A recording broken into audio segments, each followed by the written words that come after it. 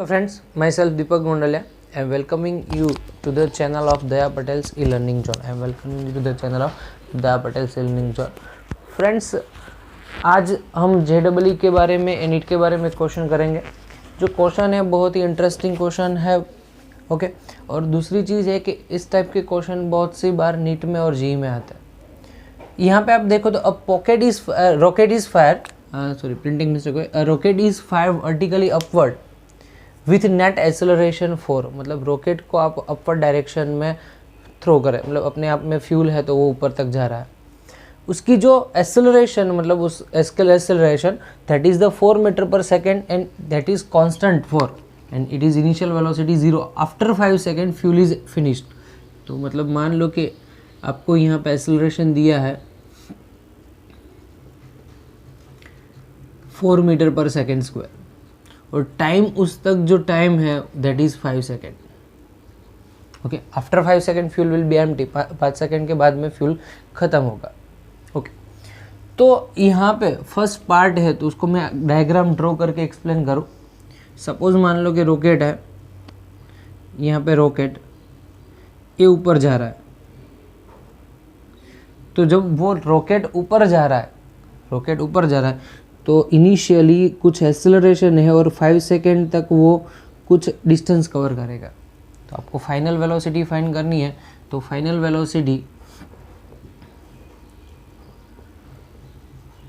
क्या होगी? v is equal to v0 plus AT. v0 0 है क्योंकि नीचे से लॉन्च हो रहा है तो नीचे स्टार्टिंग की वेलोसिटी 0 होगी. एक्सेलरेशन जो है 4, टाइम है 5, that is 20 metre per second velocity मिली. यहाँ पे जो भी वेलोसिटी मिल रही है that is 20 metre per second. मतलब रॉकेट नीचे से ऊपर जा रहा है तो वेलोसिटी 20 मीटर पर सेकेंड है. क्लियर? चलो आगे की बात करते हैं. After that the fuel is empty. Now fuel is empty so rocket get decelerated. मतलब रॉकेट जो मोशन करेगा द मोशन इज रिटार्डेशन. मतलब जो अभी मोशन हो रही है वो रिटार्डेशन की मोशन है.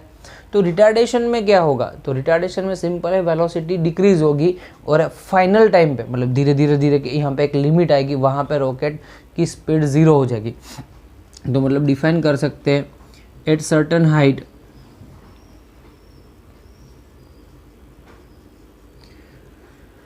वेलोसिटी बिकेम 0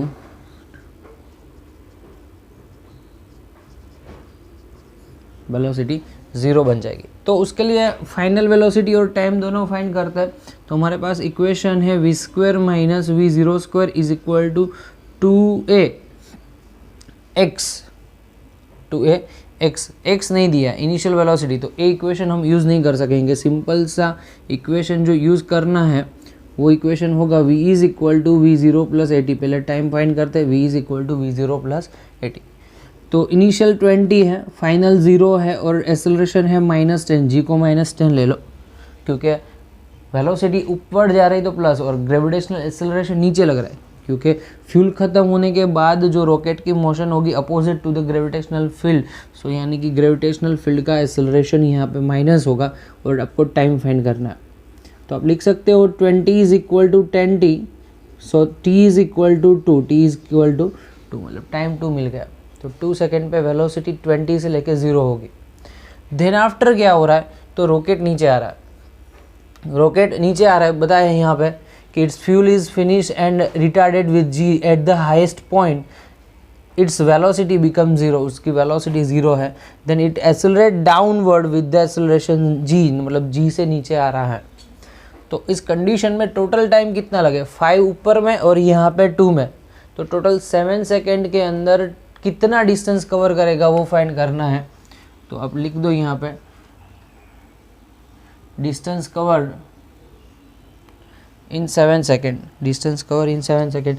तो पहले 5 सेकेंड के लिए फाइंड करते हैं, बाद में 2 सेकेंड के लिए फाइंड करेंगे. तो यहाँ लिख दो distance for 5 second.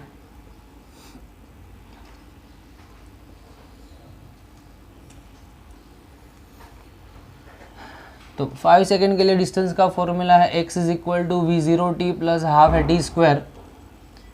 We zero zero है, half A T square half A यानी कि 4, और टाइम जो है 5 स्क्वायर 25 एक्स, 2 कट 25 इंटू 2 तो 50 आंसर मिलेगा।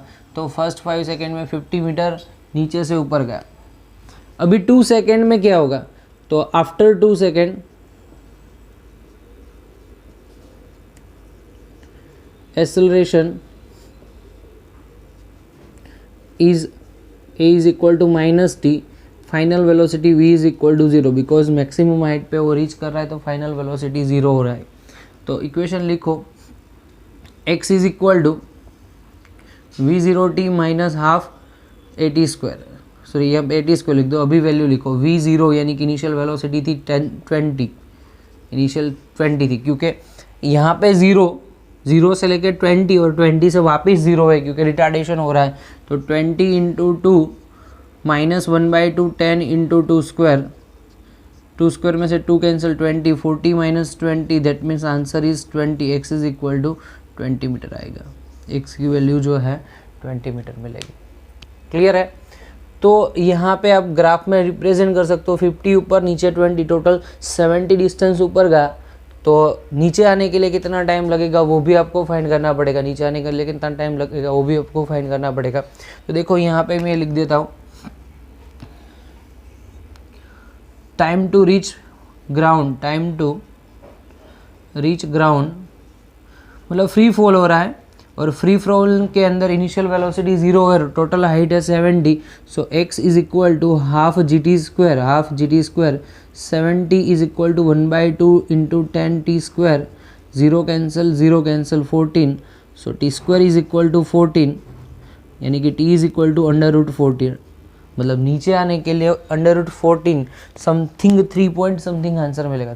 14 का स्क्वायर रूट निकाल दो 14 आएगा।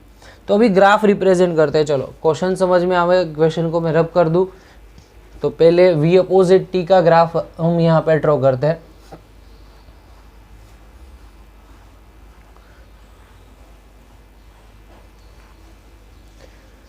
देखो v अपोजिट t ग्राफ, उसमें 5 सेकेंड के लिए एक्सेलरेटेड मोशन है। 5 सेकेंड के लिए कौन सी मोशन है? एक्सेलरेटेड मोशन है। तो एक्सेलरेटेड मोशन का मतलब क्या होगा? एक्सेलरेटेड मोशन है तो उसका मतलब क्या होगा? एक्सेलरेटेड मोशन के अंदर जो ग्राफ है स्ट्रेट लाइन मिलेगा, मैंने बताया था स्ट्रेट लाइन। तो देखो स्ट्रेट लाइन तो मिल रहा है, यहाँ पे टाइम है 5 सेकेंड और वेलोसिटी है 20, ये ग्राफ सही है। देन आफ्टर क्या हो रहा है? वेलोसिटी डिक्रीज हो रही है, वेलोसिटी डिक्रीज हो रही है और डिक्रीज होके 0 हो रही है। तो सेकेंड टाइम जो ग्राफ मिलेगा 20 से लेके 0, और उस टाइम के मोशन कैसे है? रिटार्डेशन है ग्रेविटेशनल फोर्स के अपोजिट में, तो यहाँ पे ग्राफ ऐसे मिलेगा 20 से लेके 0। Okay, velocity opposite time graph, velocity opposite time graph. Okay, 20 से लेके 0, उस कंडीशन में टाइम हो रहा है 7, तो यहाँ पे लिख दो 7, टोटल 5 + 2 7। अगेन वेलोसिटी इंक्रीज हो रही है, फाइनलाइज वेलोसिटी नीचे ग्राउंड पे पहुंचेगी तो उसकी वेलोसिटी भी फाइंड करनी पड़ेगी। तो यहाँ पे लिख दो velocity at ground, that is v is equal to v0 plus 80, final initial 0 है, फाइनल 10, और नीचे रीच करने के लिए टाइम जो लग रहा है √14, तो √14 लिख दो, यानी कि √14 इंटू 10 यानी 3.5 लिख देते हैं, 3.7 लिखते हैं, 7 इंटू 10 यानी कि 37 आएगा, नीचे पहुंचेगा तो 37 की वेलोसिटी है। ओके, तो ये वाला पॉइंट मैं यहाँ पे लिख दूँ, v is equal to v0 plus 80, 0 plus 10 into √14 approximately 3.7 into 10 is equal to 37, ये आंसर मिलेगा। देखो अभी वेलोसिटी 37 है, वो डाउनवर्ड में, वेलोसिटी तो 37 है लेकिन वो डाउनवर्ड में, तो उसके लिए आप ग्राफ ड्रॉ करो ऐसे डाउनवर्ड में, और टाइम जो कितना होगा 3.7, तो यहाँ पे लिख दो 7 + 3.7 10.7, इतना आंसर मिलेगा। तो आपका जो v अपोजिट t ग्राफ है एग्जैक्टली ऐसे मिलेगा। आ रहा है समझ में? चलो नेक्स्ट है x opposite t। x opposite t,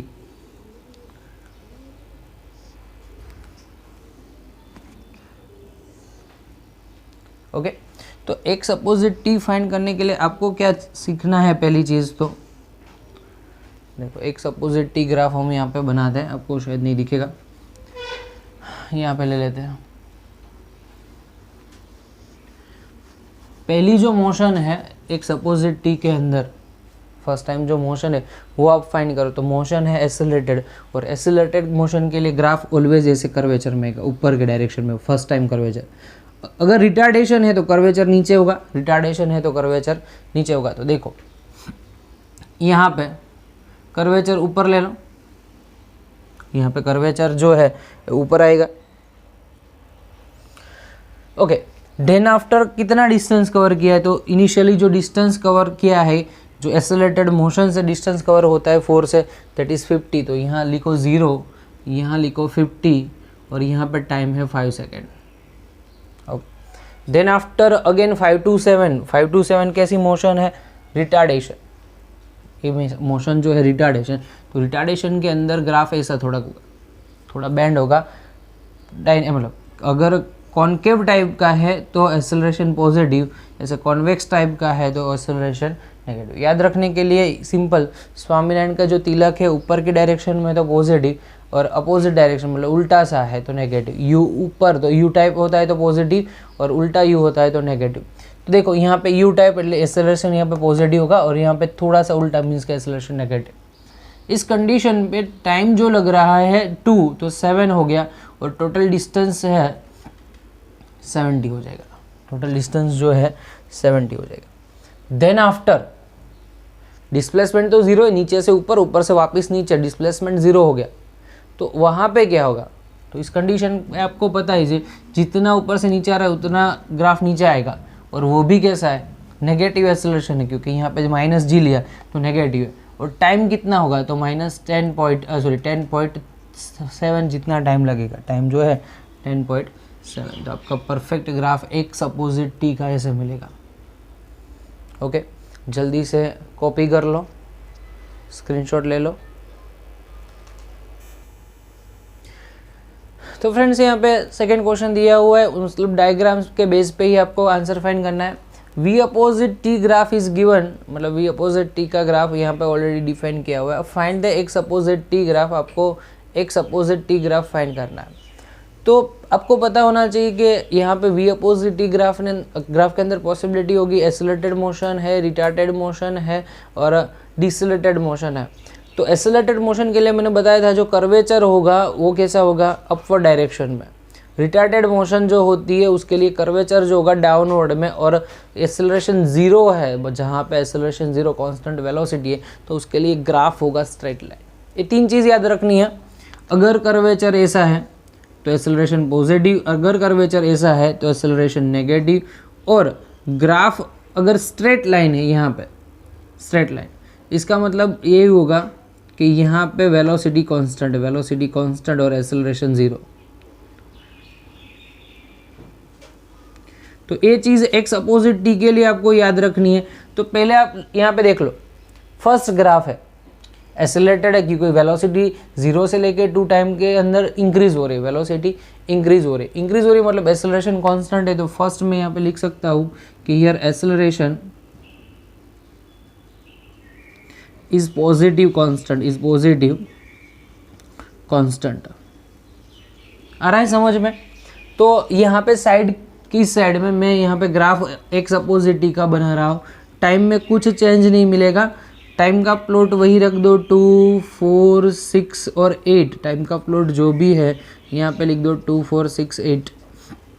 okay, तो मुझे इस पोर्शन के लिए एक्सेलरेशन फाइंड करना है। एक्सेलरेशन तो आपको पता चल जाएगा 10/2 एक्सेलरेशन a1, इसका एक्सेलरेशन a1, लेकिन हमको एक्सेलरेशन की रिक्वायरमेंट नहीं होगी, पोजीशन की होगी। तो पोजीशन फाइंड करो। तो आपको पता है कि वी अपोजिट टी ग्राफ का जो भी एरिया मिलेगा it should be represent as a position. तो देखो आपको पोजीशन फाइंड करनी है, तो इसका एरिया क्या होगा, half base into altitude. So x1 is equal to 1/2 base into altitude. तो बेस कितना है 2 और एल्टीट्यूड कितना है 10, कैंसल, सो आंसर मिलेगा 10। तो मतलब कि जब टाइम 2 तक था तो एक्सेलरेटेड मोशन के अंदर डिस्प्लेसमेंट मतलब पोजीशन का चेंज आ रहा है 0 से लेकर 10, यहाँ पे आएगा 10। सेकेंड पोर्शन के अंदर वेलोसिटी कांस्टेंट है, वेलोसिटी कांस्टेंट मतलब ग्राफ स्ट्रेट लाइन मिलेगा। ग्राफ कैसे मिलेगा? Straight line. लेकिन यहाँ पे आपको पोजीशन फाइंड करनी पड़ेगी। x2 is equal to length into breadth, length है 2 और ब्रेथ है 10, आंसर मिलेगा 20, आंसर मिलेगा 20। देखो वेलोसिटी कांस्टेंट और यहाँ पे पोजीशन मिलेगी 20 और 10 था, 10 प्लस 20 30, 30 की पोजीशन ऐसे आएगी, 30 की जो पोजीशन मिलेगी ऐसे आएगी। Graph straight line. देखो देन आफ्टर यहाँ पे ग्राफ अगेन एक्सेलरेटेड है, लेकिन एरिया फाइंड करने के लिए आपको इस ट्राइंगल का और यहाँ पे रेक्टेंगल का area, so x3 is equal to half length into base into altitude is equal to plus length into breadth. चलो 1/2 बेस कितना है, तो बेस यहाँ पे 2 है और एल्टीट्यूड कितना है, तो एल्टीट्यूड 10 से लेकर 20 का यानी कि 10 का है, और plus length into breadth, length 2 और ब्रेथ 10, 2 कैंसिल, तो आंसर आएगा 30। तो 30 का तो डिस्प्लेसमेंट था, अगेन 30 का, तो टोटल होगा 60। तो 2 सेकेंड के अंदर एक्सेलरेशन होता है 60, मतलब पोजीशन होती है 60। तो आपका ग्राफ यहाँ पे 6 सेकेंड का यहाँ पे आएगा और 30 प्लस 30 60 यहाँ पे आ गया। आ रहा है समझ में? ओके, लास्ट वन रिटार्डेशन हो रहा है। लास्ट वन में क्या हो रहा है? रिटार्डेशन। तो रिटार्डेशन के लिए आपको तो x4 फाइंड तो करना पड़ेगा। 1/2 बेस इंटू एल्टीट्यूड, बेस होगा 2 और एल्टीट्यूड है 20, 2 कैंसिल 20, मतलब रिटार्डेशन में भी डिस्प्लेसमेंट तो 20 का हुआ, लेकिन ग्राफ आएगा रिटार्डेशन के फॉर्म में, यहाँ पे थोड़ा सा बैंड होगा ऐसे। तो 8 सेकंड यहाँ पे आ गई, 8 सेकंड यहाँ पे, और 60 था उसमें पोजीशन 20 की ऐड हुई, तो 20 की पोजीशन ऐड होती है, तो यहाँ पे 60 प्लस 20 80, तो पूरा x अपोजिट t का प्लॉट हमने यहाँ पे रिप्रेजेंट कर दिया। क्लियर? जल्दी से स्क्रीनशॉट ले लो, कोई डाउट है, दिक्कत है तो बता दो। चलो फ्रेंड्स, यहाँ पे एक नया क्वेश्चन दिया है, उसके अंदर बहुत सारे वेराइटी वाले क्वेश्चन है, वो आज हम देख लेते हैं। A particle move on the straight line according to the velocity time graph, मतलब पार्टिकल जो भी है वेलोसिटी टाइम ग्राफ के अकॉर्डेंस चेंज हो रहा है। यहाँ पे ऑलरेडी ग्राफ रिप्रेजेंट किया है। तो कैलकुलेट करना है फर्स्ट टोटल डिस्टेंस, फर्स्ट आपको फाइंड करना है टोटल डिस्टेंस। तो मैंने बताया था अगर डिस्टेंस फाइंड करना है तो ग्राफ के ऊपर का पोर्शन ले लो या ग्राफ के नीचे का portion, that is always positive. मतलब कि वेलोसिटी अपोजिट टाइम ग्राफ के अंदर आप ऊपर का पोर्शन फाइंड करते हो या नीचे का, in that condition all the distance are taken to be positive and the finalize sum must be positive. तो देखो यहाँ पे हर एक का डिस्प्लेसमेंट फाइंड करना है। तो शॉर्ट लैंग्वेज में आपको समझा दूँ, इसका x1 है, इसका x2 x3 x4 कंबाइन में और x5। तो लिखते हैं total distance x is equal to x1 plus x2 plus x3 plus x4 plus x5, है ना।